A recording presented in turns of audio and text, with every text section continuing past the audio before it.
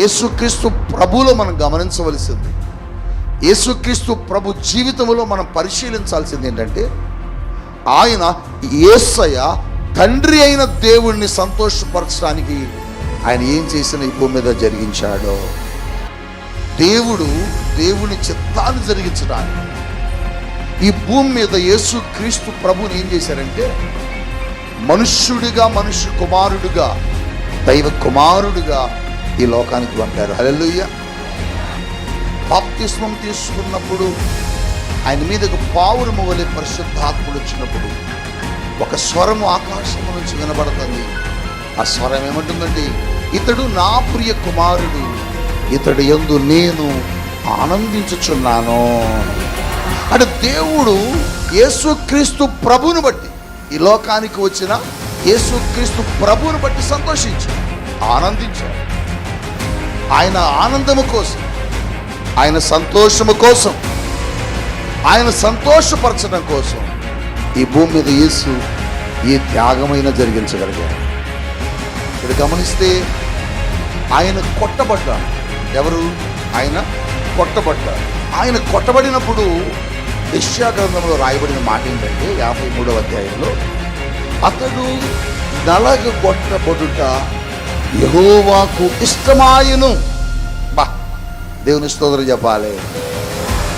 ఎవరికి ఇష్టమైందట? యెహోవాకు ఇష్టమైంది. ఎందుకు ఇష్టమైందంటే, యేసుని కొట్టడం, యేసుని ఆ శిలువ మీద భయంకరంగా హింసించటం తండ్రికి ఎందుకు ఇష్టమైందంటే, ఆయన కొట్టబడబట్టి, ఆయన శిలువ వేయబడబట్టి ఈ మనుష్యుడు, నీకు తెలుసా, దేవుడు ఎప్పుడు నిన్ను సంతోషపరచాలని కోరుకుంటాడు. నీకు ఇల్లు ఇచ్చి దేవుడు సంతోషపడతాడు, నీకు కారు ఇచ్చి దేవుడు సంతోషపడతాడు, నీకు మంచి ఆరోగ్యం ఇచ్చి దేవుడు సంతోషపడతాడు, నీకు సమృద్ధినిచ్చి దేవుడు సంతోషపడతాడండి. నీకు సమస్తమైన కలుగు చేసి ఆయన సంతోషపడుతున్నాడు. నీకు సంతోషపడ,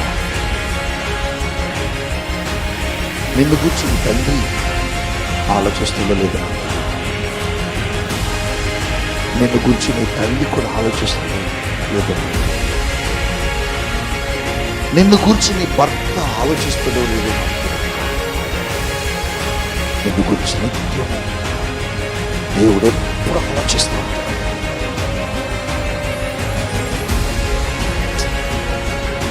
ఆయన మనసు నీకు అర్థం కాదలే. ఎందుకు అర్థమైంది? ఎలా అర్థమైంది? అర్థం అవ్వాలంటే ఆయన మనసు నీకు తెలియాలి కదా. అర్థం అవ్వాలంటే ఆయన మనసును చూడాలి కదా. ఆయన మనసులో కూడా చూసావా? ఆయన మనసులో చూడాలి.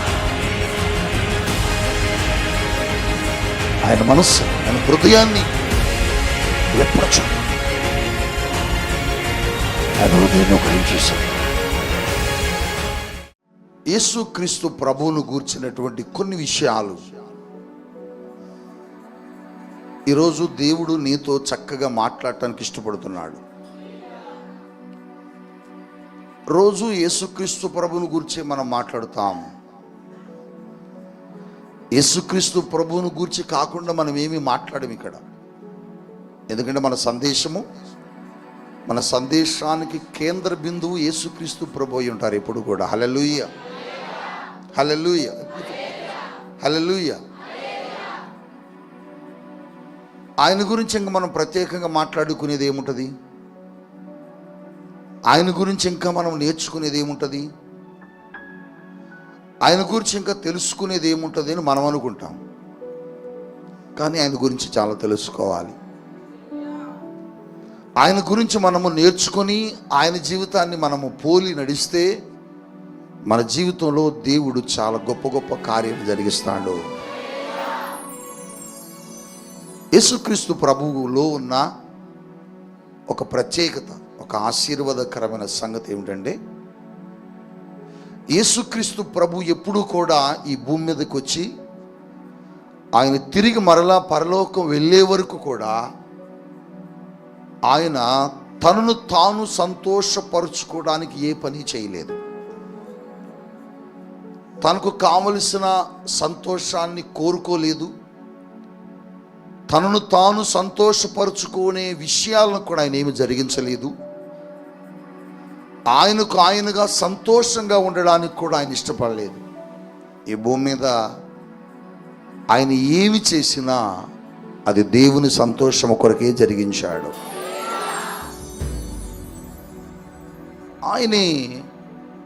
ఆయన గూర్చినటువంటి సాక్ష్యం భక్తుడైన పౌలు రోమా సంఘానికి రాసిన మాట ఏమంటే 15వ అధ్యాయం 3వ వచన భాగంలో ఆయన ఏమన్నారు చూడండి. పౌలు భక్తుడు రోమా సంఘానికి ఏం తెలియజేశారు?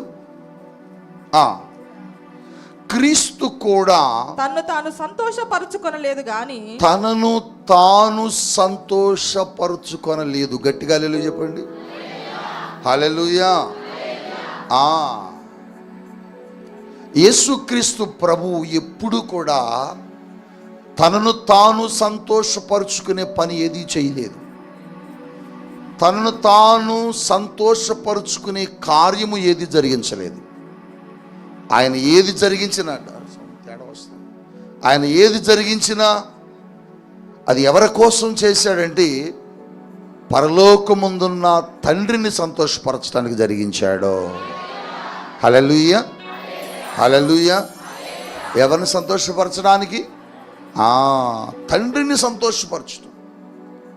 యేసుక్రీస్తు ప్రభువులో మనం నేర్చుకోవలసింది, యేసుక్రీస్తు ప్రభువులో మనం గమనించవలసింది, యేసుక్రీస్తు ప్రభు జీవితంలో మనం పరిశీలించాల్సింది ఏంటంటే ఆయన యేసయ్య తండ్రి అయిన దేవుణ్ణి సంతోషపరచడానికి ఆయన ఏం చేసిన ఈ భూమి మీద జరిగించాడో.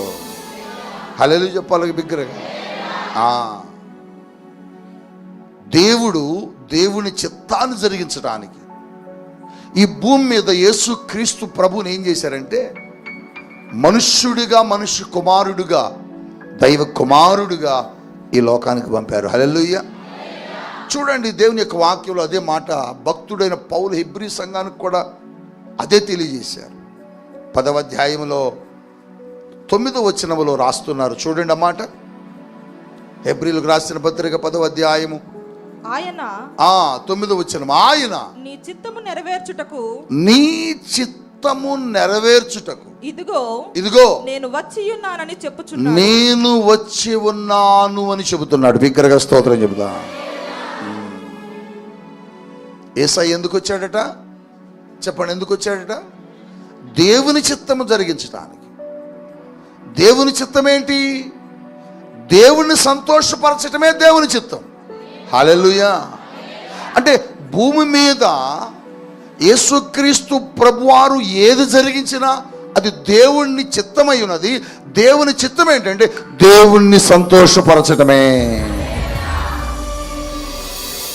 యేసుక్రీస్తు ప్రభువారు ఒక రోగిని బాగు చేశారు అనుకోండి.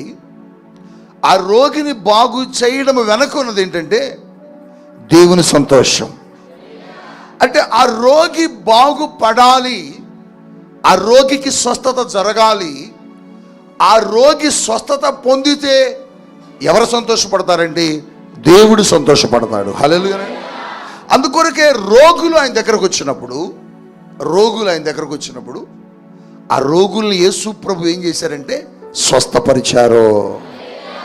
ఆ స్వస్థతకు కారణం ఏంటంటే, ఆ రోగిని బాగు చేయడానికి కారణం ఏంటంటే ఈ రోగి బాగుపడితే దేవుడు సంతోషపడతాడు. హల్లెలూయా చెబుదామా? అంటే ఏ వ్యక్తి కూడా రోగముతో ఉండడానికి దేవుడు ఒప్పుకోట్ల. ఒక వ్యక్తిని యేసు ప్రభువారు దయ్యపు చీకటి శక్తుల నుంచి విడిపించారు. గెరాసేనుల దేశంలో కావచ్చు, రకరకాల ప్రాంతాల్లో కావచ్చు. ఆ దయ్యపు శక్తుల నుంచి ఆ వ్యక్తిని విడిపించడాన్ని బట్టి దేవుడు ఏమయ్యాడంటే సంతోషపడ్డాడు. దేవుని స్తోత్రం చెప్పండి. హల్లెలూయా, హల్లెలూయా. అంటే ఒక వ్యక్తి దురాత్మ శక్తుల నుంచి విడిపించబడడం అనేది దేవునికి సంతోషం. ఒక వ్యక్తి రోగముల నుంచి విడిపించబడడం అనేది దేవునికి సంతోషం. అంతేకాదు యేసుక్రీస్తు ప్రభువారు అనేక మంది పాపులను వారి జీవితాలను మార్చి లోకము నుంచి, శాపము నుంచి, పాప జీవితాల నుంచి యేసయ్య ఏం చేశాడు తెలుసా? వారిని విడిపించి రక్షణ మార్గంలోకి నడిపించాడు. హల్లెలూయా. అంటే యేసుక్రీస్తు ప్రభువారు ఆ పాపిని రక్షించడం వెనక కారణం ఏంటంటే, ఆ పాపిని కాపాడడం వెనక కారణం ఏంటంటే, ఆ వ్యక్తి రక్షణ పొందితే సంతోషపడేది ఎవరంటే తండ్రి అయిన దేవుడే. హల్లెలూయా. అంటే దేవుడు యేసుక్రీస్తు ప్రభువారిని పంపినప్పుడు యేసుక్రీస్తు ప్రభు జరిగించిన పరిచర్య ఏంటంటే, ఏది చేసినా ఆ పరిచర్య ద్వారా దేవుడు సంతోషపడ్డాడు. అందుకొరకే యేసుక్రీస్తు ప్రభువారు కూడా బాప్తిస్మం తీసుకున్నప్పుడు ఆయన మీదకు పావురము వలె పరిశుద్ధాత్ముడు వచ్చినప్పుడు ఒక స్వరము ఆకాశము నుంచి వినబడుతుంది. ఆ స్వరం ఏమంటుందంటే, ఇతడు నా ప్రియ కుమారుడు, ఇతడు యందు నేను ఆనందించుచున్నాను. అంటే దేవుడు యేసుక్రీస్తు ప్రభువును బట్టి, ఈ లోకానికి వచ్చిన యేసుక్రీస్తు ప్రభువును బట్టి సంతోషించాడు, ఆనందించాడు. ఆయన ఆనందము కోసం, ఆయన సంతోషము కోసం, ఆయన సంతోషపరచడం కోసం ఈ భూమి మీద యేసు ఏ త్యాగమైనా జరిగించగలిగాడు. మీరు గమనిస్తే ఆయన కొట్టబడ్డాడు. ఎవరు? ఆయన కొట్టబడ్డాడు. ఆయన కొట్టబడినప్పుడు యెషయా గ్రంథంలో రాయబడిన మాట ఏంటంటే 53వ అధ్యాయంలో, అతడు నలగగొట్టబడుట యెహోవాకు ఇష్టమాయను. బా, దేవుని స్తోత్రం చెప్పాలి. ఎవరికి ఇష్టమైందట? యెహోవాకు ఇష్టమైందట. ఎందుకు ఇష్టమైందంటే, యేసుని కొట్టడం, యేసుని ఆ శిలువ మీద భయంకరంగా హింసించటం తండ్రికి ఎందుకు ఇష్టమైందంటే, ఆయన కొట్టబడబట్టి, ఆయన శిలువ వేయబడబట్టి ఈ మనుషుల్లో ఉన్న ప్రతి పాపము కడగబడ్డది. మీరు గమనించాలి. ఇప్పుడు దేవుడు ఎందుకు సంతోషపడుతున్నాడంటే, ఆయన కొట్టబడినందుకు కాదు, ఆయన కొట్టబడడాన్ని బట్టి ఈ లోకములో ఉన్న మనుషులకు క్షమాపణ దొరికింది, ఈ లోకములో ఉన్న మనుషులకు రక్షణ దొరికింది, ఈ లోకములో ఉన్న మనుషులకు స్వస్థత వచ్చింది. అందుకు ఆయన సంతోషపడుతున్నాడు. అంటే ఆయన సంతోషం కోసము, ఆయన సంతోషం కోసం, తండ్రి అయిన దేవుని సంతోషం కోసం యేసుక్రీస్తు ప్రభు ఏం చేశారు తెలుసా? కొట్టబడ్డారు. అంటే దేవుని సంతోషపరచడానికి ఈ లోకానికి వచ్చాడట. ఆయన దేవుణ్ణి ఆనందింపచేయడానికి ఈ లోకానికి వచ్చాడట. దేవుని చిత్తమును జరిగించడానికి ఈ లోకానికి వచ్చాడట. దెయ్యములను పారదోలిన, రోగులను స్వస్థపరిచిన, పాపులను క్షమించిన, అనేక రకాలుగా మనుషులను ఆదరించి ప్రేమించిన యేసుక్రీస్తు ప్రభు చేసిన పరిచర్య ఏంటంటే, దేవుణ్ణి సంతోషపరిచాడు. తన తండ్రి అయిన దేవుణ్ణి సంతోషపరిచాడు. ఈరోజు దేవుడు నిన్ను అడుగుతున్నాడు, నీ ద్వారా దేవుడు ఎప్పుడన్నా సంతోషపరచబడ్డా? నీ మాటల ద్వారా దేవుడు ఎప్పుడన్నా సంతోషపరచబడ్డా?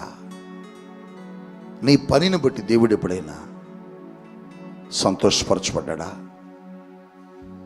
ఈ ప్రశ్న అడగడానికి పరిశుద్ధాత్మ దేవుడు ఇక్కడికి రాజుని వచ్చాడు.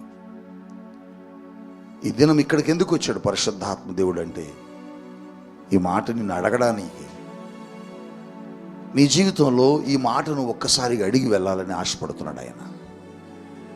నిజంగా నువ్వు రక్షణ పొందిన దగ్గర నుంచి ఈనాటి వరకు, నువ్వు మందిరానికి వస్తున్న ఈ క్షణం వరకు ఎప్పుడైనా నిన్ను బట్టి దేవుడు సంతోషించాడు బిడ్డ? ఎప్పుడైనా నిన్ను బట్టి దేవుడు ఆనందించిన క్షణాలు ఎప్పుడైనా ఉన్నాయా?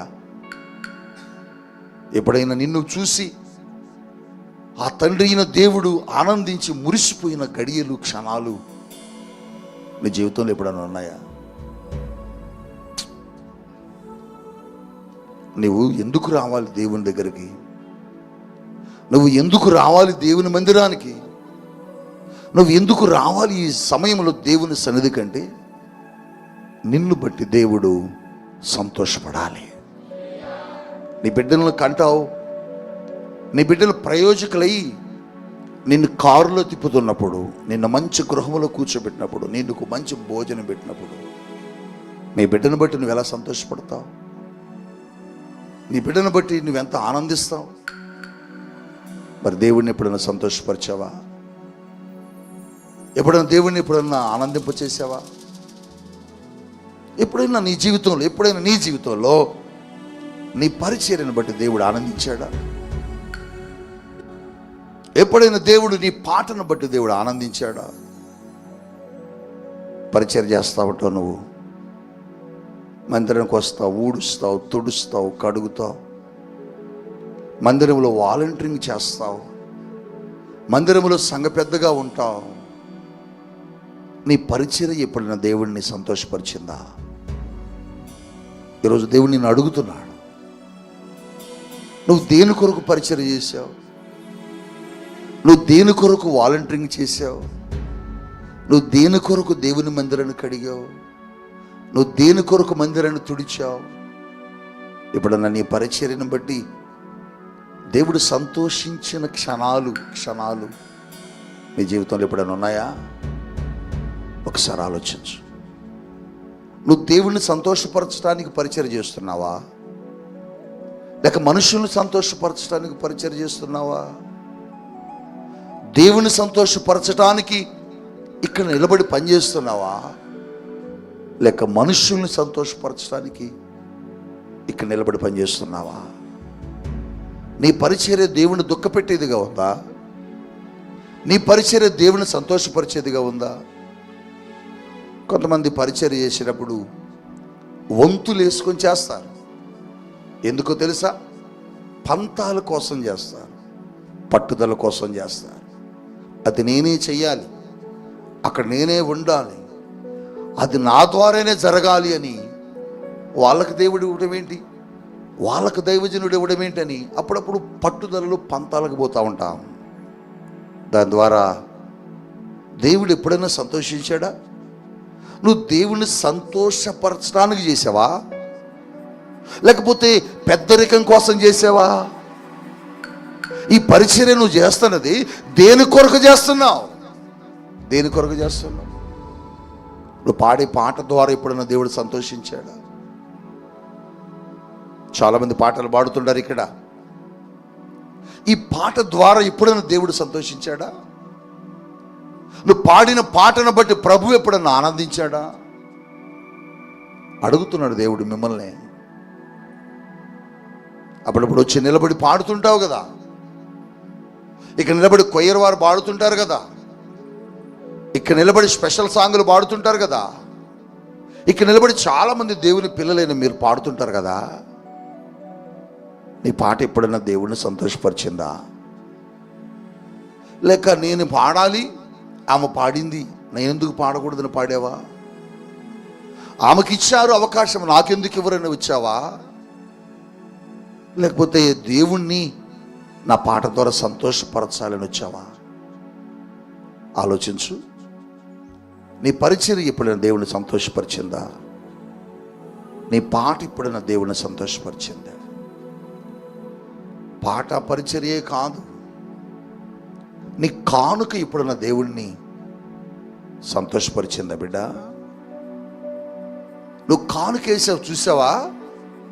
ఆ కానుక వేసినప్పుడు నువ్వు వేసిన కానుకను చూసి దేవుడు ఎప్పుడన్నా సంతోషించుంటాడంటావా? ఎలా సంతోషిస్తాడు? ఇప్పుడు కూలికి వెళ్ళావు, ఉదయం నుండి సాయంత్రం దాకా పనిచేసావు. సాయంత్రం దాకా పనిచేసి నిలబడి కష్టపడి పనిచేస్తే నువ్వు వెళ్ళిపోయేటప్పుడు ఆ యజమాని నీ చేతిలో ఒక 10 రూపాయలు పెట్టాడు. ఎంత పెట్టాడు? థ్యాంక్స్ అండి, నాకు 10 రూపాయలు ఇచ్చారు, మీరు సంతోషం అండి అని మీరు ఎవరైనా వెళ్తారా? చెప్పాలి, మీరు చెప్పాలా? చెప్పండి. వెళ్ళలేవు కదా. ఇదేంటి సార్, ఉదయం నుండి వచ్చి కష్టపడి పనిచేస్తే 10 రూపాయలు ఇస్తారా? ఇది ఎక్కడ న్యాయం అండి? ఈ 10 రూపాయలతో మేము ఏం చేసుకోగలుగుతాం, ఎంత కష్టపడి పని చేసాం తెలుసా అని నువ్వు అడుగుతావు, దుఃఖపడతావు, బాధపడతావు కదా కదా.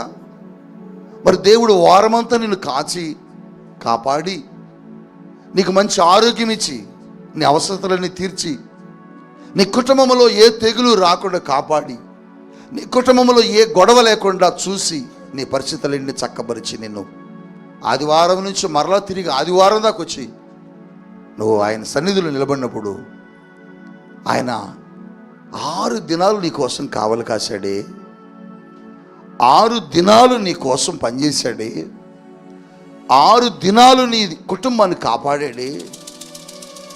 నువ్వు పని చేసుకోవడానికి బలం ఇచ్చాడు, నువ్వు భోజనం తినడానికి కావలసినవి ఇచ్చాడు, నువ్వు ఉండడానికి గృహం ఇచ్చాడు. ఇన్ని ఇచ్చిన దేవుడికి నువ్వు వచ్చి కానుక ఎంత వేస్తున్నావు? ఎంత వేసావు? 10 రూపాయలు వేసావు. 10 రూపాయలు కానుక వేసావు. ఇదే 10 రూపాయలు నేను ఇందాక అన్నాను, నీకు ఇచ్చినప్పుడు నువ్వెలా ఫీల్ అయ్యావు? సంతోషంగా ఫీల్ అయ్యావా? సంతోషంగా ఫీల్ అయ్యారా మీరు? సంతోషంగా ఫీల్ అవ్వాలి. ఏమన్నారు చెప్పండి, ఏమన్నారు?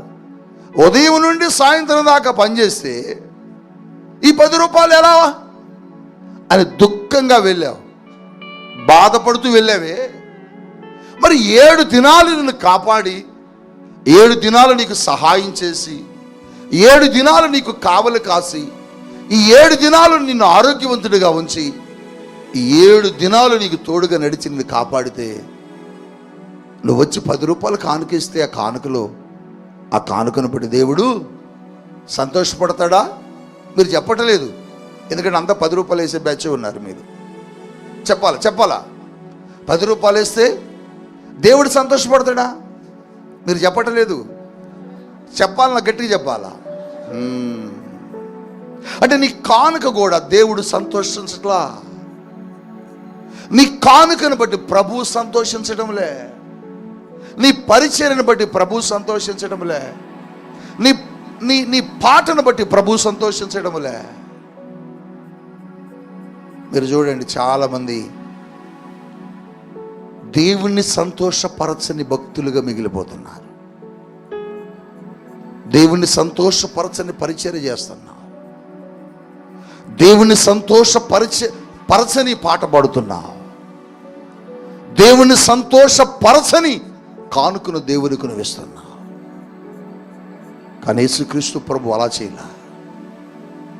యేసుక్రీస్తు ప్రభువును గూర్చి మనం చెప్పుకుందాము, నేర్చుకుందామని ఎందుకన్నానంటే ఆయన చేసినవి మనం చేయట్లా. ఆయన ఏది చేసినా తండ్రిని సంతోషపరిచాడు. ఆయన సిలువలో మరణము తండ్రిని సంతోషపరిచింది. ఒక రోగిని బాగు చేయడాన్ని బట్టి దేవుడు సంతోషపరచబడ్డాడు. క్రీస్తు ప్రభు తనను తాను ఎక్కడా సంతోషపరచుకోవాలా. మీరేం చేస్తారు తెలుసా? మిమ్మును మీరు సంతోషపరచుకోవడానికి ప్రయత్నం చేస్తున్నారు. మార్కెట్కి వెళితే, షాపుకి వెళితే 5,000 రూపాయల శారీ కొనాలంటావు, 10,000 రూపాయల శారీ కొనుక్కోవాలని సంతోషపడతావు, తెచ్చుకొని కట్టుకుంటావు, సంతోషపడతావు. కానీ అదే మందిరానికి వచ్చి అదే చేతులతో 10 రూపాయలు కానుకేసి వెళ్ళిపోతావు. 10,000 రూపాయలు శారీ కట్టుకొని నిన్ను నువ్వు సంతోషపరుచుకున్నావు, కానీ 10 రూపాయలు కానుకేసి ఓ దేవుని ఏం చేస్తున్నావు? దుఃఖపరుస్తున్నావు, బాధపరుస్తున్నావు. ఈ దినం దేవుడు నేను ప్రశ్న అడుగుతున్నాడు. నువ్వు వేసిన కానుకను బట్టి ఎప్పుడైనా దేవుడు సంతోషించాడు బిడ్డ? లేదండి. లైన్లో రాగానే 10 రూపాయలు పట్టుకుని నిలబడతాం. నేను అదే అంటున్నాను, దేవుడు నీతో అదే మాట్లాడుతున్నాడు, దేవునికి అదే చెబుతున్నాడు. ఇప్పుడు నిన్ను ప్రశ్న అదే వేస్తున్నాడు. రోజంతా పనిచేసి నీ చేతిలో 10 రూపాయలు పెడితే నువ్వెంత బాధపడతావో. వారమంతా నిన్ను కాచి కాపాడిన దేవుని సన్నిధికి వచ్చి ఒక 10 రూపాయల నోటును అక్కడ వేసేసి వెళ్ళిపోతే నీ కానుక కూడా దేవుడిని బాధ పెట్టదు బిడ్డ. ఈ లెక్క దేవుడిని ఎన్నిసార్లు బాధ పెట్టావో, ఈ లెక్క దేవుడిని ఎన్నిసార్లు గాయపరిచావో. నీ కానుక దేవుడిని గాయపరిచింది. నీ పాట దేవుణ్ణి గాయపరిచింది.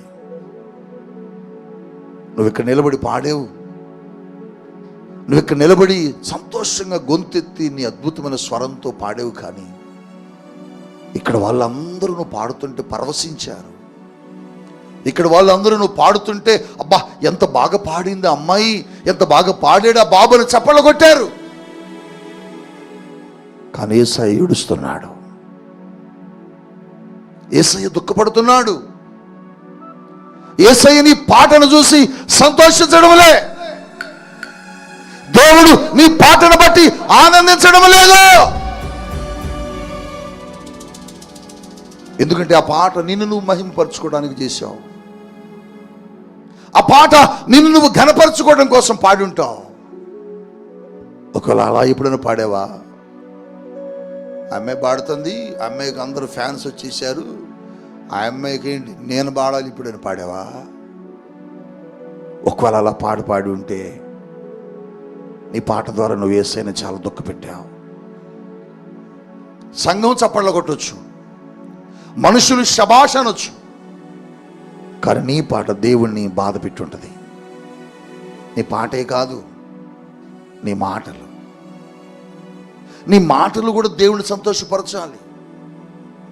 నీ మాటలు కూడా దేవుణ్ణి ఆనందింప చేయాలి. కానీ ఎప్పుడన్నా నీ మాటలు దేవుణ్ణి సంతోషపరిచాయా? నీ మాటలు ఎప్పుడైనా దేవుని దుఃఖపరిచాయా? నీ మాటలు దేవుణ్ణి దుఃఖపరిచి ఉంటాయి.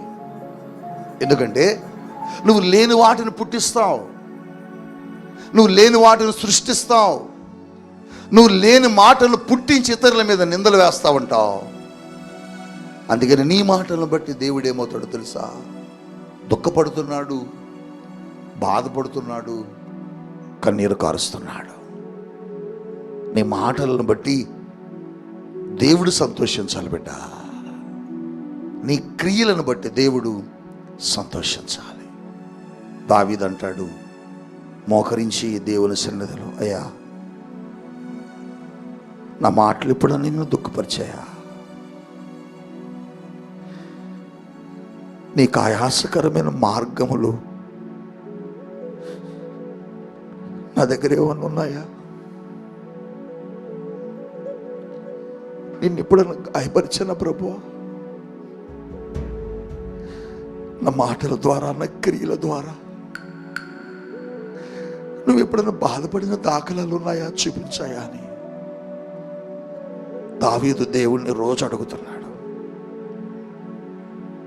దావీదు చేసిన ప్రతి పనిని దేవుడు దావీదుకు చూపించాడు. దావీదు, ఇదిగో నిన్ను బట్టి నేను దుఃఖించానయ్యా, నిన్ను బట్టి నేను ఇలా బాధపడ్డానయ్యా అని దావీదు చూపించినప్పుడు దావీదు ఏం చేశాడు తెలుసా? నన్ను క్షమించు ప్రభువా, నేను చేసిన పనులు, నేను చేసిన క్రియలు, నేను మాట్లాడిన మాటలు నిన్ను గాయపరిచాయి కదా, నన్ను క్షమించిన దేవుణ్ణి వేడుకొని క్షమాపణ కోరుకున్నాడు. ఈ దినం నేను వర్తమానం చెప్పడానికి ఇక్కడికి రాలే, పరిశుద్ధాత్మ దేవుడు నాకు ముందే చెప్పాడు. ఒక్క మాట అడుగు అన్నాడు, ఒక్క మాట. వారిని బట్టి నేను ఎప్పుడైనా సంతోషించానేమో అడుగు అన్నాడు. వారిని బట్టి నేను ఎప్పుడైనా ఆనందింపచేసి పడ్డానేమో అడుగు అన్నాడు. నిశ్చయం బిడ్డ,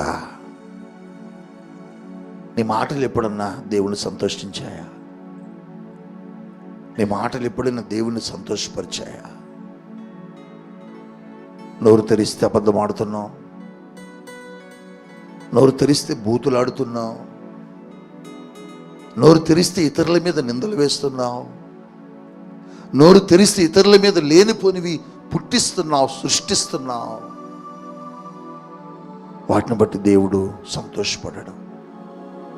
అంటే నువ్వు దేవుణ్ణి సంతోషపరచలేని జీవితం నీది. దేవుణ్ణి సంతోషింపచేయలేని పరిస్థితులు నువ్వు ఉన్నావు. దేవుణ్ణి సంతోషపరచినప్పుడు, దేవుని నీ ద్వారా ఆనందింప చేయనప్పుడు నువ్వు దేవుని ఆశీర్వాదానికి హక్కుదారుడివి కాలేవు. దేవుణ్ణి సంతోషపరిచిందని కానుక చెప్పు. వాళ్ళందరూ అన్నారు, మేము వేసిన కానుకల్లో ఎవరిది గొప్పది ప్రభువా అని అడిగారు. యేసయ్య అన్నాడు, మీరు ఎవరు వేసిన కానుక గొప్పది కాదు, అదిగో ఆ బీద విధవరాలు వేసిన, ఆ సహోదరి వేసిన కానుక చాలా గొప్పది. వాళ్ళందరూ ఏమన్నారు తెలుసా? ఆమె వేసింది చిన్నది కదా, ఆమె ఇచ్చిన కానుక చాలా చిన్నది కదా, కేవలం 2 నాణేలు 2 కాసులే కదా, మేము చాలా వేసామన్నాడు. ప్రభు అన్నాడు, మీరు చాలా వేశారు, ఆవిడ కంటే ఎక్కువే, కానీ ఇంకా మీ దగ్గర చాలా ఉంది. కానీ ఆమెకున్నదంతయు ఆమె నాకు ఇచ్చింది. బా, ఆమె కానుక దేవుడిని ఏం చేస్తుంది? సంతోషపరుస్తుందండి. నా దగ్గర కానుకలు బాక్స్ వస్తుంది, నేను ప్రార్థన చేసి ఆ కానుకలన్నిటిని తీసి ప్రార్థన చేస్తూ ఉంటా. ఆ కానుకల్లో 90% 10 రూపాయల కాగితాలు ఉంటాయి. 90% 10 రూపాయల కాగితాలే ఉంటాయి. ఇప్పుడు నువ్వు చెప్పు, నీ కానుక 10 రూపాయలు దేవుడిని సంతోషపరిచిందా? నువ్వేసిన కానుకను బట్టి దేవుడు సంతోషించాడా? నువ్వేసిన 100 రూపీస్ని బట్టి దేవుడు సంతోషించుంటాడా? బహుశా నువ్వు కనబడుతూ ఆ 100 రూపాయలు కనబడేటట్టుగా వేసి ఉంటావేమో. చూసిన వాళ్ళు అనుకుంటారు, అబ్బో ఈవిడ 100 రూపాయలు వేసింది ఈరోజు అని. కానీ ఆ 100 రూపాయలు ఎలా ఉందంటే పనికిరాంది. దేవుడు అడుగుతున్నాడు ఈరోజు నిన్ను, నీ కానుక ఎప్పుడైనా దేవుడిని సంతోషపరిచిందా? నిన్నెంత ఆశీర్వదించాడు, నిన్నెంత దీవించాడు, నీ స్థితిని ఎలా మార్చాడు, నీ పరిస్థితిని దేవుడు ఎలా ఆశీర్వాదకరంగా జరిగించాడు. వారమంతా నిన్ను కాపాడాడు కదా, వారమంతా నిన్ను పోషించాడు కదా, వారమంతా నీ ఇంటికి కావలిగా ఉన్నాడు కదా, నీకు సంపాదించుకునే సామర్థ్యాన్ని దేవుడిచ్చాడు కదా, సమాజంలో ఉన్నతమైన గౌరవాన్ని ఇచ్చాడు కదా. ఇంత చేసిన దేవుడికి మనం ఏం చేస్తున్నాం అంటే లైన్లో నిలబడి ఒక 10 రూపాయలు వేసిపోతున్నాం. మార్కెట్కి వెళితే 10 రూపాయలకు విలువ లేదు, కానీ దేవుని దగ్గర తీసుకొచ్చి 10 వేస్తున్నాం. ఇప్పుడు నీ కానుకను బట్టి దేవుడు సంతోషపడట్లేదు బిడ్డా, నీ పాటను బట్టి సంతోషపడట్లేదు. మీరు సాక్ష్యాలు చెబుతారు, ఆ సాక్ష్యమును బట్టి దేవుడు ఏమవ్వాలి తెలుసా? సంతోషించాలండి. చెప్పండి, సాక్ష్యం ఎందుకు చెబుతారు? నీ గొప్ప కోసం కాదు, అక్కడ ఏమన్నా నిలబడి చెప్పాల్సింది. నాకు అది ఉంది, నాకు ఇది ఉంది, నాకు అది ఉంది, నాకు అంత ఉంది, నాకు ఎంత ఉందని చెప్పడానికి కాదు సాక్ష్యం. నీ సాక్ష్యము దేవుణ్ణి సంతోషపరచాలి. నా జీవితంలో దేవుడు ఇలా చేశాడండి, మాకేమీ లేని జీవితంలో నుంచి దేవుడు మమ్మల్ని ఇంతగా ఆశీర్వదించాడండి అని నువ్వు చెప్పే సాక్ష్యము దేవుడు అక్కడ సంతోషపడాలా. నువ్వు పాడే పాటను బట్టి దేవుడు సంతోషపడాలా. నువ్వు చేసే పరిచర్యను బట్టి దేవుడు సంతోషపరచాలా. నీ జీవితాన్ని బట్టి దేవుడు సంతోషించాలి, నీ కుటుంబాన్ని బట్టి దేవుడు సంతోషించాలి. నువ్వు చేస్తున్న పనిని బట్టి దేవుడు ఏమవ్వాలి చెప్పండి? సంతోషపడాలా. క్రీస్తుని బట్టి దేవుడట సంతోషించాడు. యేసయ్యను బట్టి తండ్రి అయిన దేవుడు సంతోషపరచబడ్డాడు. అదే అంటున్నాడు, క్రీస్తు తనను తాను సంతోషపరచుకోవడానికి ఏమీ చేయలేదు, ఏం చేయలేదు. ఆయన ఆఖరికి ఆ గిన్నె దగ్గర కూర్చొని ప్రార్థన చేసుకుంటూ ఆయన అన్నాడు, ప్రభువా ఈ గిన్నెను నీ చిత్తమైతే నా వద్ద నుండి తీసివేయి అంటే ప్రభు అన్నాడు, లేదు నువ్వు ఆ చేదుని, ఆ విషాన్ని నువ్వు తాగాలి. ప్రభు అంటున్నాడు, యేసయ్య నీ చిత్తం ఎలా ఉంటే అలాగే ప్రభు అని తల ఉంచాడు. దెబ్బలు కొడుతున్నా, శిలువ మీద మ్రాను మీద వేలాడదీస్తున్నా, ఆయన తల మీద కిరీటం పెట్టినా, ఆయన ముఖం మీద ఉమ్మి వేసినా, ఇదంతా ఎందుకు భరించాడు యేసయ్య అని నేనంటే తండ్రిని సంతోషపరచడానికంటే. తండ్రిని ఎందుకు సంతోషపరచాలి? ఆయన సిలువ వేస్తుంటే, ఆయన సిలువ వేయబడితే ప్రజల పాపం పోతుంది, ప్రజల యొక్క శాపం కొట్టివేయబడింది.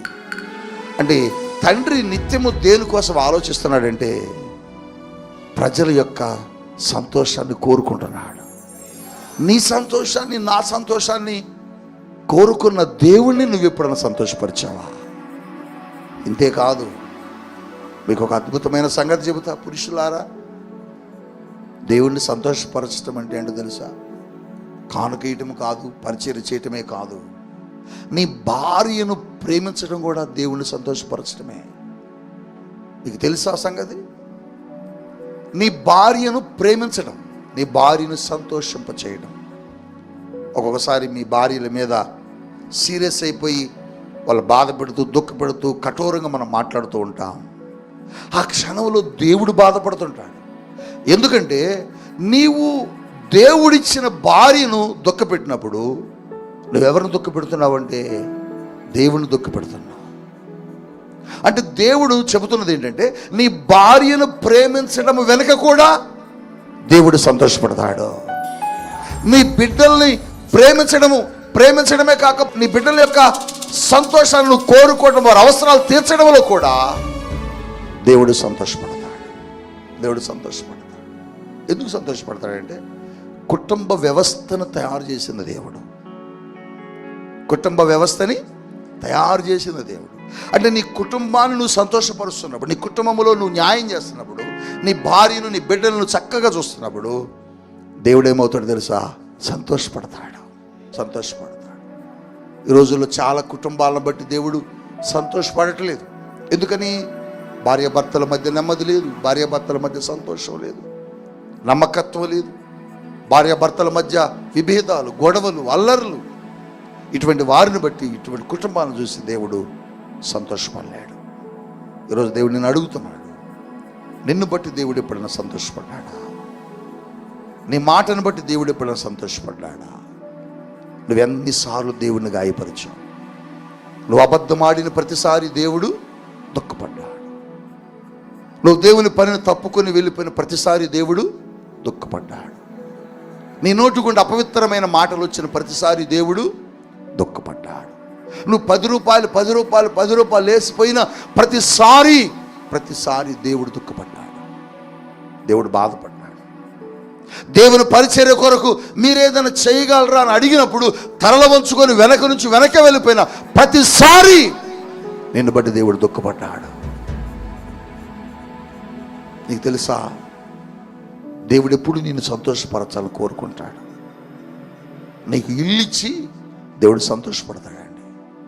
నీకు కారు ఇచ్చి దేవుడు సంతోషపడతాడండి. నీకు మంచి ఆరోగ్యం ఇచ్చి దేవుడు సంతోషపడతాడండి. నీకు సమృద్ధినిచ్చి దేవుడు సంతోషపడతాడండి. నీకు సమస్తమైన కలుగు చేసి ఆయన సంతోషపడుతున్నాడు. మరి ఆయన నువ్వు ఎప్పుడు సంతోషపరచావు? ఆయన ఎప్పుడు నువ్వు సంతోషపరచు? ఆయన నువ్వు ఎప్పుడు సంతోషపరచలేదు. ఆయన ఎప్పుడు నువ్వు దుఃఖపెట్టావు. ఆయన ఎప్పుడు నువ్వు గాయపరుస్తూనే వెళ్ళావు. నీ మాటలు గాయపరిచాయి, నీ చూపులు గాయపరిచాయి, నీ ఆలోచనలు గాయపరిచాయి, నీ తలంపులు గాయపరిచాయి. నీకు ఒక సంగతి చెప్పనా?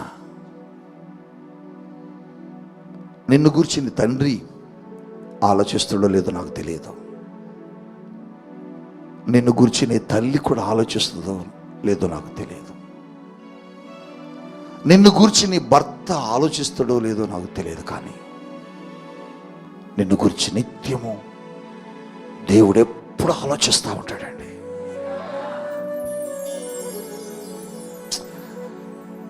ఆయన మనసు నీకు అర్థం కావట్లే. ఎందుకు అర్థమైంది? ఎలా అర్థమైంది? అర్థం అవ్వాలంటే ఆయన మనసు నీకు తెలియాలి కదా. అర్థం అవ్వాలంటే ఆయన మనసును చూడాలి కదా. ఆయన మనసును ఇప్పుడు చూసావా? ఆయన మనసును చూడాల. ఆయన మనస్సుని, ఆయన హృదయాన్ని నువ్వెప్పుడు చూడాల. ఆయన హృదయాన్ని ఒక ఆయన చూశాడు. ఆయన హృదయ అంతరంగంలోకి వెళ్ళాడు. ఆయన హృదయాంతరంగంలోకి వెళ్ళి దేవుని హృదయాన్ని నిక్కచ్చిగా పరిశీలన చేశాడు. చేసి అంటున్నాడు, ఓహో నీకు ఇట్లా ఉంటే ఇష్టమా, నా కొరకు నువ్వు ఇన్ని ఉద్దేశాలు కలిగి ఉన్నావా, ఎట్లాంటి ఆలోచనలు కలిగి ఉన్నావా అని ఆయనకి ఎట్లుంటే ఇష్టమో అట్లా భూమి మీద బ్రతికాడు. ఆయన పేరే దావీదు. అందుకని దేవుడు అంటున్నాడు, ఈ భూమి మీద ఎవరికి ఇవ్వని గొప్ప ఆధిక్యతను దావీదుకి ఇచ్చాడు. దావీదు నా హృదయానుసారుడు. దావీదు తెలియక ఒక దినమున దేవుణ్ణి బాధ పెట్టాడు. దేవుడు అంటాడు, ఆ ఒక్క పొరపాటు తప్ప దావీదులో నేను ఎక్కడనూ ఆయనలో లోపము చూడలేదు అంటాడు. బిడ్డా, నేను రాత్రంతా ఇదే ఆలోచన చేస్తున్నా. ప్రభువా, నన్ను బట్టి నువ్వు సంతోషించావా, దుఃఖపడ్డావా అని అడిగాను. నా మాటలను బట్టి నువ్వు ఎప్పుడైనా గాయపడ్డావా? నా క్రియలను బట్టి నువ్వు ఎప్పుడైనా దుఃఖపడ్డావా? నన్ను బట్టి నువ్వు ఎక్కడైనా గాయపరచబడ్డావా? నువ్వు అప్పగించి నీ పనిని సక్రమంగానే చేయలేకపోయానా? నా పాటను బట్టి మనుషులందరూ సంతోషించుంటారు, కానీ నా పాట అసలు నేను సంతోషపరిచిందా?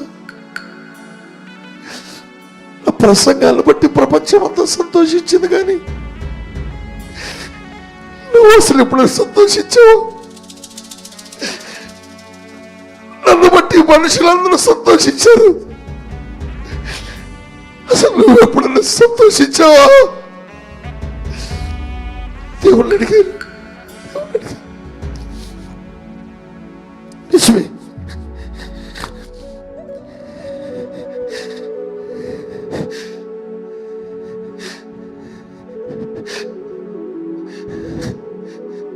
దేవుణ్ణి అడిగారు. నన్ను కోరుకుంది, నన్ను ఎన్నుకున్నది, పాపశాపంలో నుంచి నన్ను పిలిచింది, రాత బ్రతుకులో నుంచి నన్ను కడిగింది. నా ద్వారా నువ్వు సంతోషపడాలని కదా. ఎప్పుడన్నా నేను సంతోషపరిచానా, దుఃఖం పెట్టానా?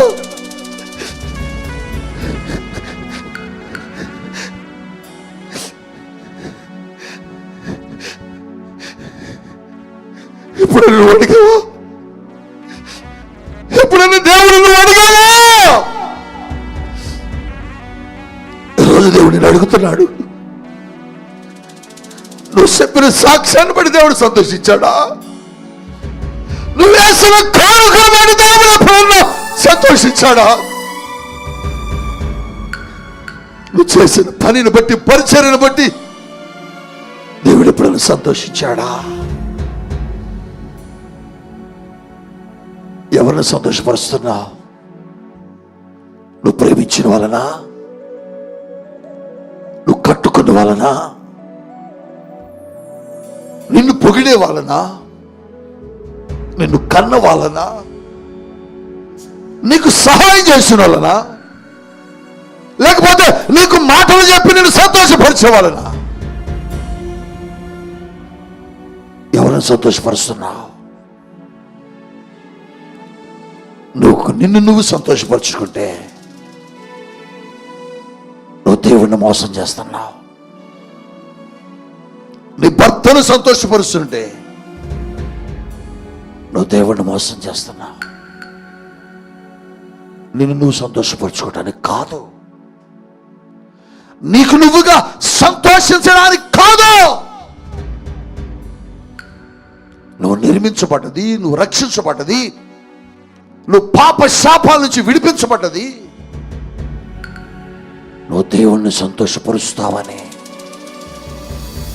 వీళ్ళని బట్టి నేను సంతోషపడాలని కోరుకున్నాను అంటున్నాడు దేవుడు.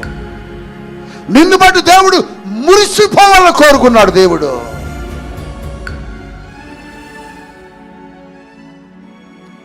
కానీ నువ్వు దేవుణ్ణి గాయపరిచావు. ముష్టి వడికేసినట్టు 10 రూపాయలు వేసి ఆయన బాధ పెట్టావు. అడుక్కునేవాడు వస్తే వేసే 10 రూపాయలే దేవుని కానుక డబ్బాలు వేసి దేవుని దుఃఖపరిచావు. అడుక్కునేవాడు కొడదే 10 రూపాయలు వేసావు. సిగ్నల్స్ దగ్గర ఆగినప్పుడు కారు లేకపోతే బండి అడుక్కునే వస్తారు, వాళ్ళకే 10 ఇచ్చావు. దేవుని మందిరంలోనూ 10 వేసావు. అంటే నీకు దేవుడు అడుక్కునేవాడు ఒకటైపోయాడు. దేవుడు దుఃఖపడుతున్నాడా, సంతోషపడతాడు? ఇప్పుడు మీరు చెప్పండి. నువ్వు వేసిన కానుక ఎవరిని సంతోషపరిచింది? నువ్వు చేసిన పరిచర్య ఎవరిని సంతోషపరుస్తుంది? నువ్వు పాడిన పాటలు ఎవరిని సంతోషపరుస్తుంది? నీ సాక్ష్యం ఎవరిని సంతోషపరిచింది? నీ క్రియలు, నీ పద్ధతులు ఎవరిని సంతోషపరిచాయి?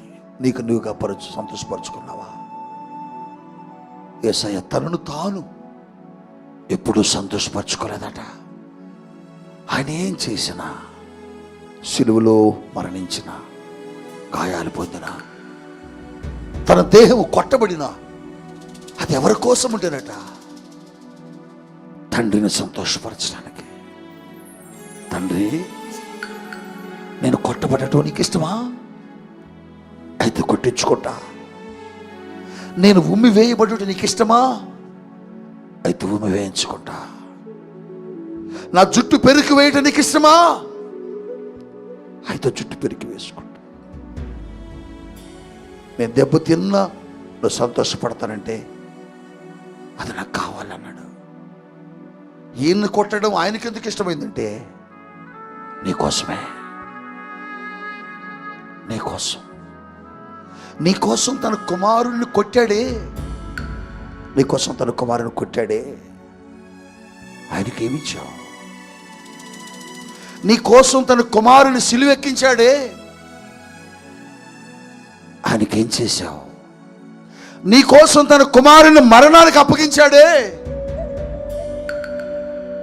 ఆయన కోసం నువ్వేమిచ్చావు? ఆఖరికి ఏ తండ్రి అంత కసాయితనంగా ఉండడండి. అప్పటి వరకు తన చేతులు సిలువలో పట్టుకొని ఒక్కసారి వదిలేశాడండి. వదిలితే ఆయన అడిగాడు, నా దేవా, ఎందుకు నా చేతులు వదిలేశావు? నువ్వు వదిలేస్తే నేను చచ్చిపోతా, నేను ఇక్కడ ఉండలేను, బ్రతకలేనంటే. నువ్వు చచ్చిపోవటం నాకు కావాలి. నువ్వు చనిపోతే భూమి మీద ఉన్న నా బిడ్డలందరూ విమోచించబడతారు. నా రక్తమంతా పోతుంది. నీ రక్తమంతా పోతేనే నా ప్రజలు కడగబడతారు. ఇంతకీ ఇన్ని పనులు ఎవరి కొరకు చేశాడు అంటే మన కోసమేనండి. మరి మనం ఏం చేసాం? నలిగిపోయిన 10 రూపాయలు వేసావా? మనం ఏం చేశాం? ఆయన పరిచర్య కొరకు పిలుస్తుంటే తప్పుకొని వెళ్ళిపోయామా? మరి మనం ఏం చేశాం? ఆయన చేసిన మేలులన్నిటిని మర్చిపోయి నిన్ను నువ్వు సంతోషపరచుకోవటానికి నీకు ఇచ్చిన సమస్తమును నీ కొరకే వాడుకున్నావు తప్ప నీకు ఇచ్చిన దాన్ని దేవుని కొరకు నువ్వు వాడలేకపోయావు. దేవుడు సంతోషంగా ఉండాలని కోరుకోలే.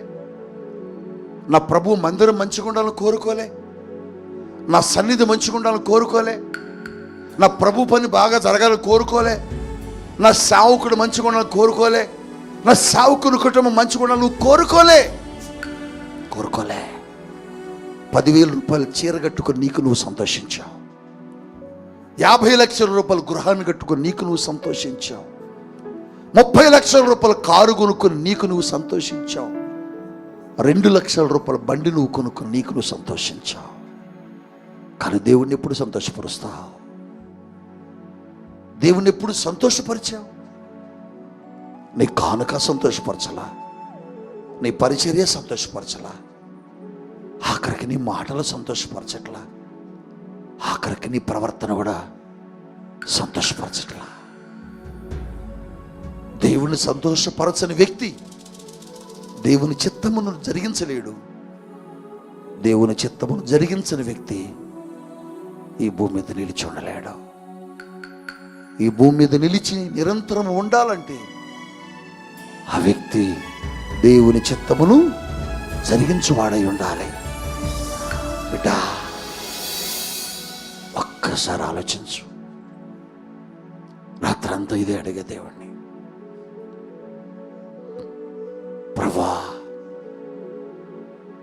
ద్వారా నీకు సంతోషం ఉందా లేదా? అసలు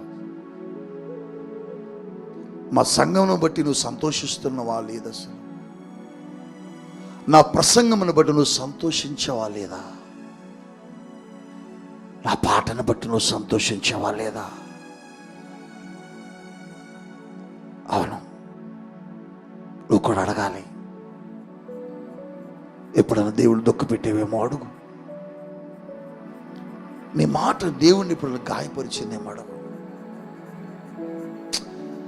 నీకు 2 లక్షల రూపాయలు బండి ఇచ్చి దేవుడు సంతోషపడ్డాడండి. నువ్వేమిచ్చావు?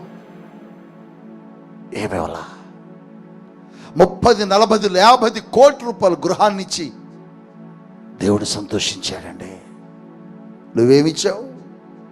ఏమేవలా నీకున్న అనారోగ్యాన్ని తొలగించి ఆరోగ్యాన్ని ఇచ్చి దేవుడు సంతోషించాడు. అబ్బా, నా కుమార్తెకి ఇప్పుడు మంచి ఆరోగ్యం ఉన్నదని. నువ్వేమిచ్చావు? దేవుడు నన్ను స్వస్థపరిచాడని చెప్పావు, అంతే. మరేమిచ్చావు? గుంటూరు పట్టణంలో ఒక యవనస్తురాలండి, ఆగస్టు నెలలో వచ్చినట్టుంది పాప పరిశుద్ధాత్మ తైలాభిషేక ఆరాధనకి. ఆ పాప క్యాన్సర్ జబ్బుతూ వచ్చింది. ఆ పాప దగ్గరకు వస్తే ఎవరు ముట్టుకోవడానికి కూడా అంత భయంకరంగా ముట్టుకోలేకపోయారు చాలామంది. ఎవరో కాదు, వారి తల్లి వారి తండ్రి ముట్టుకోలేదట. వాళ్ళ స్నేహితులు కాలేజీలో చదువుతుంటే ఆ అమ్మాయిది క్యాన్సర్ ఉందని, ఆ అమ్మాయి బాగలేదని ఎవరు అంటుకోలేదట. ఆ అమ్మాయి తలంతా కూడా పగిలిపోయిందండి, మొత్తం బ్లడ్ వస్తుంది, శరీరం అంతా పగిలిపోయిందండి, ముఖం అంతా కూడా విపరీతమైన రక్తం అట్లా కారుతుంది బయటకి వచ్చి. ఆ పాప ఆ తైలాభిషేక ఆరాధనకు ఒక వృద్ధురాలు, ఒక పెద్దమ్మ, ఒక ముసలావిడ తీసుకొచ్చింది ఆ అమ్మాయిని. స్నేహితులు రమ్మంటే రాలేదట, బంధువులు రమ్మంటే రాలేదు, అమ్మ నాన్న రమ్మంటే రాలేదట. ఆ పాపను వాలంటీర్లు పైకి తీసుకొచ్చారు. మీరు చెప్తే నమ్మరు, ఆ దృశ్యం మీరు చూస్తే నిద్ర కూడా పట్టదు మీకు. అంత అగ్లీగా ఉంది, అంటే అంత ఇదిగా ఉంది, భయంకరంగా పాప. మన పిల్లలు వాలంటీర్స్ ఏం చేశారంటే చేతులు పట్టుకొని తీసుకొచ్చారు. ఆ పాపను చూసి నాకు కూడా అనిపించింది, అసలు బతుకుద్దా అనిపించింది, బ్రతుకుద్దా అనిపించింది. కానీ దేవుడు చెప్పాడు, ఆ బిడ్డ మీద తైలం వేసి నువ్వు ప్రార్థన చేయి, నేను బాగు చేస్తా. ఆ బిడ్డ అన్నది ఏం తెలుసా? నాన్న, నా తోటలు అందరూ మంచిగా చదువుకుంటున్నారు నాన్న, మా అమ్మ నాన్న అందరూ వదిలేశారు నన్ను, నాకేంటి నాన్న ఈ పరిస్థితి, నన్ను బ్రతికించని కాళ్ళ మీద పడ్డది. ఆ బిడ్డను లేపి తైలం వేసి ప్రార్థన చేసి దేవుడు చెప్పిన మాట చెప్పాను, నువ్వు వెళ్ళి బిడ్డ, నిన్ను దేవుడు తాకాడని. అంతే, ఒక్క మాట, దైవజనుడి నోట నుంచి వచ్చిన మాటను దేవుడు స్థిరపరిచాడు. నీ రిపోర్ట్లన్నీ మారిపోతాయి, పో, నీకేం భయం లేదని చెప్పాను. నేను ప్రార్థన చేశాను. వచ్చిన దగ్గర నుంచి నేను దైవజనురాలు కూడా ప్రార్థన చేస్తూనే ఉన్నాం, ప్రతిరోజు చేస్తాను. మరలా వచ్చే నెలకి ఆ కుమార్తెను స్వస్థపరిచి తీసుకురా ప్రభువా అని. అది ఎవరో కూడా తెలియదు మాకు అసలు. 2వ నెలలో, అంటే గడిచిన ఆరాధనలో ఆ పాప వచ్చిందండి. ఎలా వచ్చిందో తెలుసా? రిపోర్ట్లు పట్టుకొని చక్కగా నీట్గా తయారయ్యి,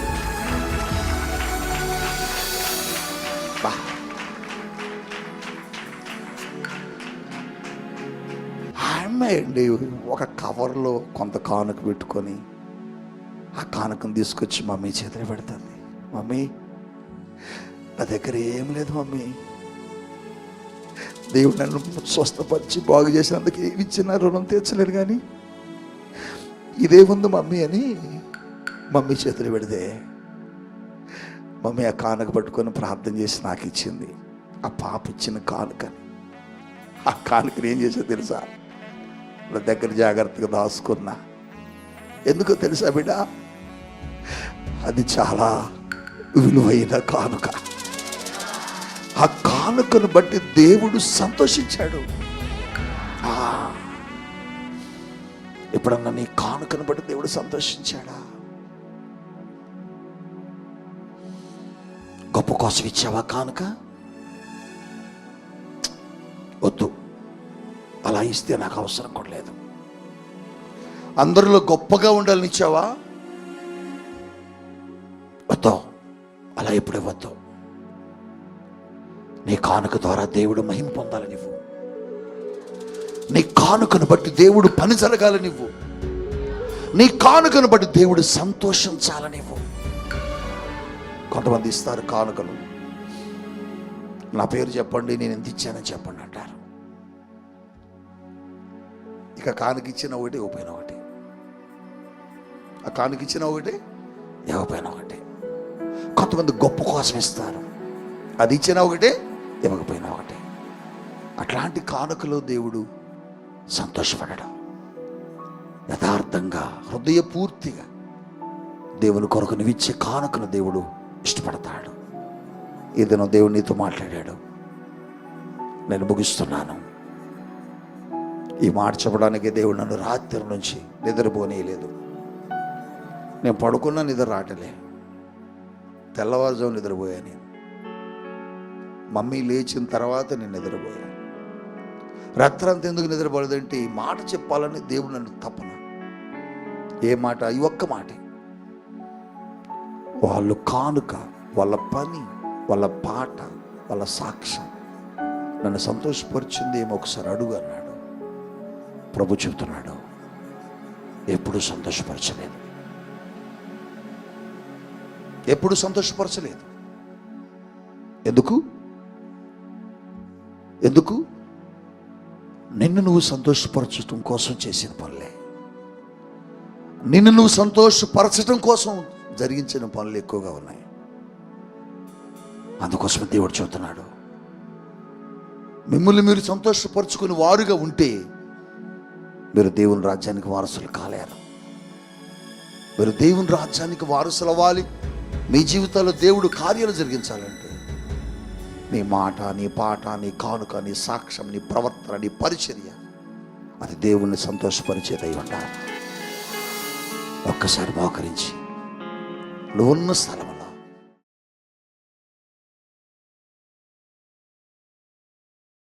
తండ్రి నీకే వందనాలు, స్తుతులు, స్తోత్రాలు యేసయ్యా.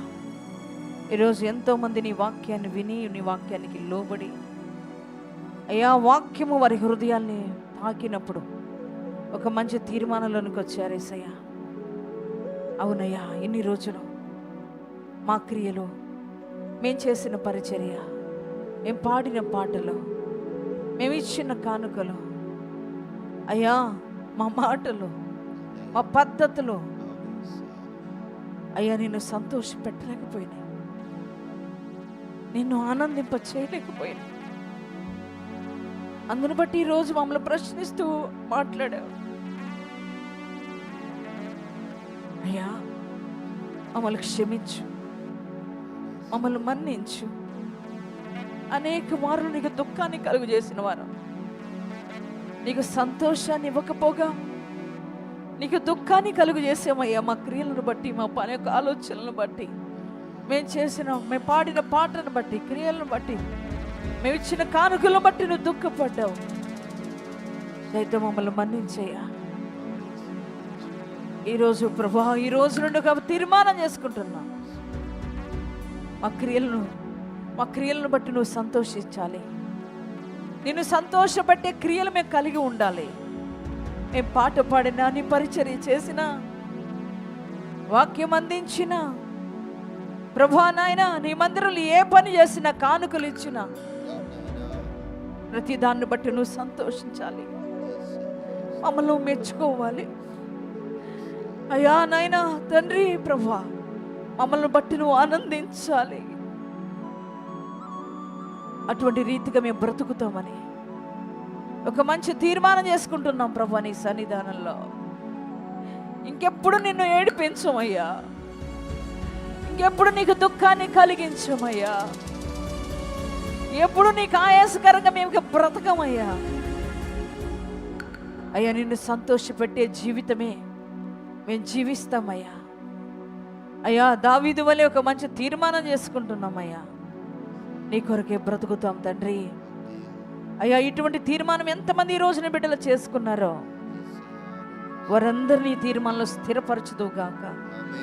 మమ్మల్ని అందరినీ తీర్మానంలో స్థిరపరచుదువు గాక. ఎంతమంది తీర్మానం చేసుకున్నారో వారి జీవితాల్లో నీ చిత్తము జరుగునుగాక, నీ ఆలోచనలు జరుగునుగాక, నీ ప్రణాళికలు జరుగునుగాక, నీ కార్యాలు జరుగునుగాక, నీ ఉద్దేశాలు జరుగునుగాక. ఈరోజు ఎంతమంది ఒక మంది వారి నీ ఒక్క వాక్యము ద్వారా సరి చేయబడ్డారో అయ్యా వారి హృదయాల్లోనికి నీ ఆత్మ వెళ్ళునుగాక. అయ్యా నీ అభిషేకం వారిని తాకునుగాక తండ్రి. నీ నూతనమైన కార్యాలు వారి జీవితంలో ఆరంభమగునుగాక. నీ ఆశీర్వాదాలతో వారు నింపుదువుగాక. ఏ కార్యాలైతే బ్రేక్ అయి ఉన్నాయో ఆ కార్యాలు నూతనముగా జరుగునుగాక. నూతన కార్యాలు ఆరంభమగునుగాక తండ్రి. నూతనమైన ఆశీర్వాదాలతో నీ బిడ్డలు నింపమని ప్రార్థిస్తున్నాను. నూతనమైన దీవెనలు వారి జీవితంలో అనుగ్రహించమని ప్రార్థిస్తున్నాను. ఈ తీర్మానంలో ప్రతి ఒక్కరిని స్థిరపరిచి నీ రాకడ పర్యంతము నాయనా నిన్ను సంతోషపెట్టే జీవితమే మేము బ్రతకాలి ప్రభా. ఎందుకంటే మా సంతోషాన్ని కోరుకునేవాడివి, మా ఆనందాన్ని కోరుకునేవాడివి. మమ్మల్ని ఆనందింపచేయడానికి, మమ్మల్ని సంతోషింపచేయడానికి దీనుడుగా దరిద్రుడుగా మారావు. అయ్యా గాయపరచబడ్డావు, అవహేళన చేయబడ్డావు, ఉమ్మి వేయించుకున్నావు తండ్రి. మా జీవిత స్థితిగతులు మార్చి మమ్మల్ని గొప్పవానిగా చేయడానికి ఎన్నో శ్రమలు అనుభవించావు. మా ఆనందం కోరుకునేవాడా, మా సంతోషాన్ని కోరుకునే గొప్ప దేవుడా, ఎన్ని స్తుతులు చెల్లించిన నీ రుణం తీర్చుకోలేము. కానీ ఈరోజు నీ పాదాల దగ్గర మా జీవితాన్ని పెడుతున్నాం, మా హృదయాన్ని పెడుతున్నాం ప్రభువా. అయ్యా ఈ భూమి మీద బ్రతికినంత కాలము నాయన మా సంతోషాల కొరకు కాక, ఎవరో మనుషుల సంతోషం కొరకు కాక మేము బ్రతికేది నిన్ను సంతోషపరచడానికి, నిన్ను ఆనందింప చేయడానికి మేము బ్రతుకున్నట్లుగా ప్రభువా నాయన అట్టి కృప మా అందరికీ దయచేసి అయ్యా మీరే మహిమ పొందుకొనుమని నజరేయుడైన యేసు శక్తి కలిగిన నామములో ప్రార్థన చేస్తున్నాము తండ్రి. ఆమేన్. బిగ్గరగా ఒకసారి దేవునికి స్తోత్రం చెప్దామా?